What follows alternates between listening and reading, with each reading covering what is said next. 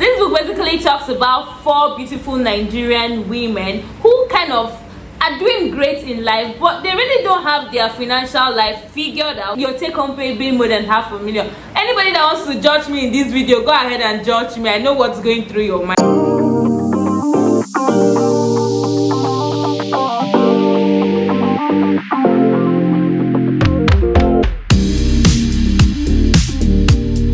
What's up, fam? Welcome back to my YouTube channel.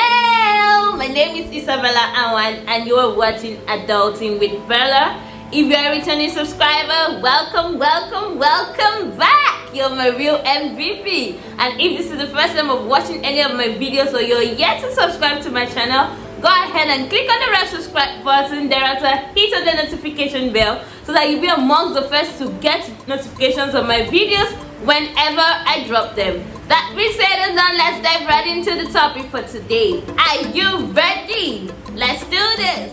A very important hype to this adulthood life is learning every day. And one of the ways to learn is by reading books. Research has it that Africans are not so great at reading books. Sometimes they buy these books and they end up not finishing the first 2 chapters of the book. Because of that, I have decided to take the burden off you to do a book review series. Yay! And I know you can already tell the book we would be reviewing because I will definitely put it on the title of this video. So the book we would be reviewing today is a Smart Money Woman book written in 2016 and made into a TV series on Netflix in 2021. This book was written by Arese Ugwu. Arese Ugwu is the CEO and founder of smartmoneyafrica.org. She is a contributor to the Guardian newspaper and a host for Your Life, Your Money on Guardian TV, and she's also the co-host for a show on Danny TV called Analyze It. This woman sits on the board of several organizations, including House of Tara, Nigerian Higher Education Association, and she's an associate for WIMBIS.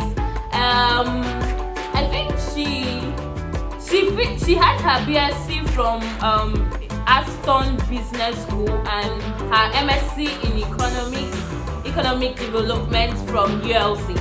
So let's dive right into this book and see what we have for this. So there are basically 3 reasons I decided to review this book. The first one is that this book has a relatable story. When you read, it is a fictional book and the story in that book doesn't feel like a fiction. It feels like something someone around her or something that she has personally experienced. She just had to tweak it a bit. The second reason I think this book is a great one is the fact that it had key lessons in the book. So after the story, before the end of the book, before the end of each chapter, you would get key lessons to learn from the book. Then the last thing is the fact that they had some exercises to help you with your personal finance. I feel like that was a really great way to write a book that could help young people out there, help people manage their finances. So on this particular video, out of the 12 chapters in the book, I would be reviewing 5 of those chapters. Then I would have a part 2 for this video to review the remaining 7 chapters. Because I have my notes I had to write down for this video here with me, and I might be looking down a lot in this video, so please pardon me. So let's dive right into discussing this book or summarizing this book. This book basically talks about 4 beautiful Nigerian women who kind of are doing great in life, but they really don't have their financial life figured out. Some of them, they are 4 friends, and some of them have it more figured out than the others, while some were just in a mess, especially the main character. So I will just introduce you to the 4 characters in this book before we dive right into what chapter 1 talks about. The first character, who is the main character in this book, is Zuri. Zuri is a beautiful, rich, intelligent senior manager for Richmond company. She's basically doing well and earning more than $500,000 as take-home pay every month. That is a lot of money. Your take-home pay being more than $500,000. Anybody that wants to judge me in this video, go ahead and judge me. I know what's going through your mind. Now the second person in this clique of 4 friends is Tammy. So Tammy is a fashion designer. She should be doing great, but Tammy has like daddy issues. She has a rich dad who basically funds like her life, and also she's so big on dating rich guys. Like, she just wants people to fund her life. Now the third person in this book is Arese Ugwu. Arese Ugwu is a senior advocate. Oh, she got promoted at some point to like a senior advocate, and she was doing well. She was earning well, but she was married to someone who wasn't just helping her finances. And finally, the last person is Lara. I feel like I relate so much to Lara in that book. And Lara is one of those oil and gas big babes. She was doing well, but she had a lot of family bills to pay. These are the 4 main characters in this book. But we had other characters like Ladun. Ladun was also their friend, but she is not like one of the main 4 characters in the book. So I'm just going to dive right into chapter 1, and let's see what chapter 1 talks about. So chapter 1 of this book talks about broke. So it's titled Broke, and chapter 1 just introduces us to the main character Zuri, and we see Zuri like having a lot of debts to pay, and I had the details of her debts. So Zuri had like 80k balance in her account as at the middle of the month.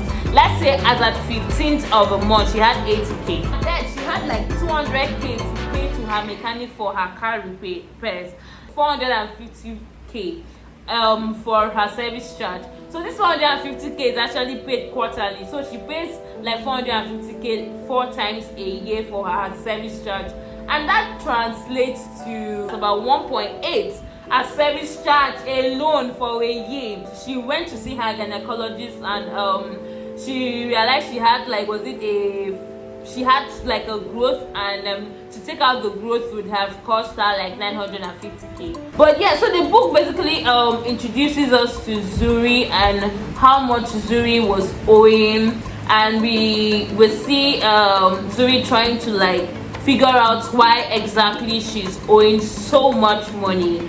The lesson here was about what we define broke as and what is wealth.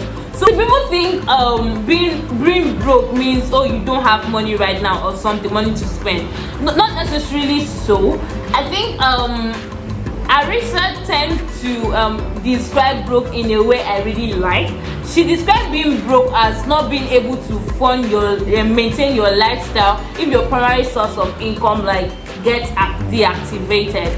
So down the lessons of the book, she talks about the active income and the passive income, and she also defined wealth as, so Nigeria, I feel like in Africa we have this definition of wealth based on material things, the kind of car you drive, the house you live, the kind of car you drive, the clothes you wear, all your accessories don't necessarily define how wealthy you are. Because we had this big babe earning so much, having good clothes, nice clothes.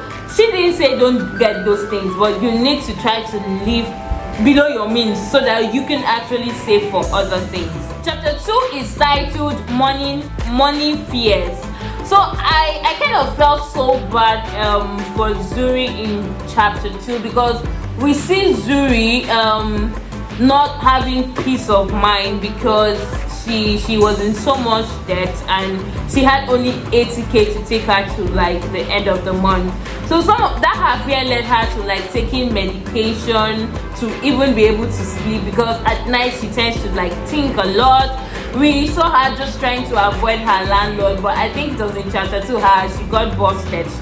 She was just trying to run away from her landlord, not picking her doctor's calls. Like, she just lived that life where she wasn't just so free with a lot of people and a lot of things, and it created money fears in her. The main lesson from her money fears was that you should try to build your finances in such a way that even if you lost your job now, you have like a 6-month buffer, that if you don't get another job, you would still be able to maintain the lifestyle that you're living. You're not scared of losing your job. You don't really have money fears. You're not worried that you might not be able to afford certain lifestyle and all of that. So I think that book also introduces us to the fact that African women are so hardworking. You see them doing a lot for themselves, but they tend to spend that money on families, spend the money rather than thinking of growing the money. You see them spending that money on things around them. So this actually translated to her not doing well at work, because she had to like wake up late because she couldn't sleep on time. She got into Lagos messy traffic. She was late for her presentation, but somehow the way things could happen, she's a smart girl, her presentation came out well, and at that presentation point she met Sombola at the presentation. Like Sola was the person who she did the presentation, like the boss whom she made the presentation to. So her presentation went well, but she was late and she was actually cautioned for it. After the presentation, I think her boss called her. Boss was like a mentor to her. Her boss called her into his office to like have a chat with her. That when she came in, she started so great. She was doing like excellently well, but all of a sudden they have been noticing some changes in her, and her boss like had that conversation with her and told her that if she doesn't like sit up, she might actually lose her job. This worsened her money fears. Chapter 3, which is titled "Where is Your Money Going?" is like one of my most interesting chapters, and this chapter sees Zuri having the trying to like sort out her financial problems. She finally decides to sit down and like see where exactly her money goes to. What does she actually spend her 600k salary on? And I kid you not, she was actually she was really shocked at what she spends her money on, and she realized that she spent a lot of her money on rent. So she was spending, I think her rent was about 2.5 million, and she was spending 1.8 for service charge. So babe was living the life, trust me. Like a 2-bedroom flat of 2.5, although on the island is a cheap one, or well, it's an average one, but I felt like 2-bedroom for a single girl. I'm not judging anybody, I don't want to be judgmental. So her utility bills was also like a big one. Food, one of those people that always have friends that want to like go to this fancy restaurant to have dinner, to have lunch. So she actually like puts down how much she has spent on food. And I think another thing that took her money was transportation, so fueling her car and car maintenance too. Then her wardrobe, like babe had designer clothes, bags, shoes, hair, makeup, and all of that. Like it's beautiful to have those things, but you can always go for lower budget brand that would still give you the good quality. The most interesting thing about chapter 3 was the fact that all the 4 friends had their own problems, and Zuri's own was her spending problem. We had Temi, who just did not know how to manage her business, her fashion business finances properly. She was big on attending people as she. Some of the Ashwebi that Zuri attends were actually friends to Temi. Then we also see Adesuwa. I think Adesuwa's biggest problem was her husband. She had a joint account with her husband, and even got to a point that Adesuwa was complaining that the husband expected her to help build his family house in the village. We had the last person, Lara. Lara seemed to have had her money game on fleek, but she had a money trigger which a lot of us have, and it's very common in Africa, which is family.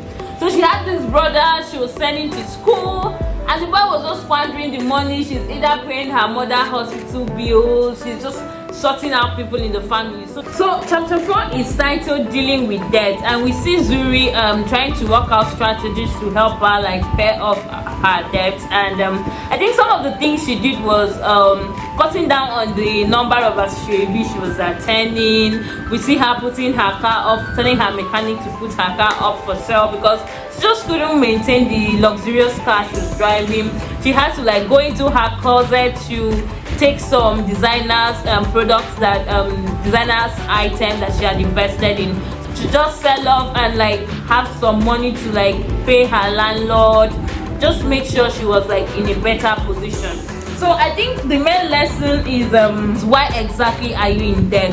Are you in debt because you're living a lifestyle that is above your means, or you're in debt because you're getting this debt to buy assets? Then finally, for chapter 5, I think chapter 5 is titled Dealing with Emergencies. So in chapter 5, we see Zuri get a call that her mom's house in Benin has been burnt down, and she had to talk to her brother. Couldn't really contribute to help bring her mom out of this homeless situation because she was broke, and at that point she was trying to deal with her finances. So I think chapter 4 talks about surviving emergencies and trying to make us understand that we need to keep money. I think chapter 4 just talks about two basic things. The first thing is insurance, and the second thing is trying to save money for emergency situations. So having an emergency fund. So if you have a house, if you have a car, I think you should just take insurance policies on them. Well, another thing is you should also try to save a portion of your money for emergency purposes like that. When she went to visit her mom, I think she met Sola. You remember Sola, the fine cute guy, the fine cute executive and founder she made presentation to, where she was late for the presentation. So she met Sola at the airport, and I think chapter 5 basically ends. Till I see you next time, till I see you on part 2 of the series, where we would analyze from chapter 6 to chapter 12. I hope this is a series that you've learned so much from, and if you have seen it, I want you to comment down below the lessons you learned from this series. If you can't afford the book, you can go ahead and watch the TV series. If you cannot watch the TV series, I think this video is a summary video of what the book is about and how important this book can actually help you in your life. Till I see you next time on Adulting with Bella. It was nice reviewing this wonderful, beautiful book by Arese Ugwu. I will see you in part 2 of this book next time. Bye for now. Ciao.